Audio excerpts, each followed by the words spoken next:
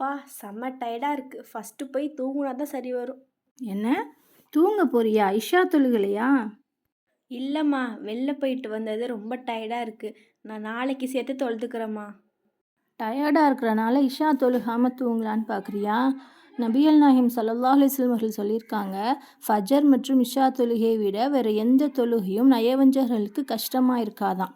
மேலும் ஃபஜர் மற்றும் இஷா தொழுகையோட நன்மையை தெரிஞ்சா தவழ்ந்து போயாவது இந்த தொழுகையை தொழுதுருவாங்கன்னு நபிகள் நாயகம் ஸல்லல்லாஹு அலைஹி வஸல்லம் அவர்கள் சொல்லியிருக்காங்க.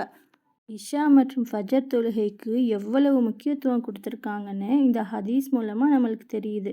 அப்படிப்பட்ட இஷா தொழுகையை சாதாரண ஒரு டயர்டுக்காக நீ தொழுகாமல் தூங்கலான்னு பார்க்குற.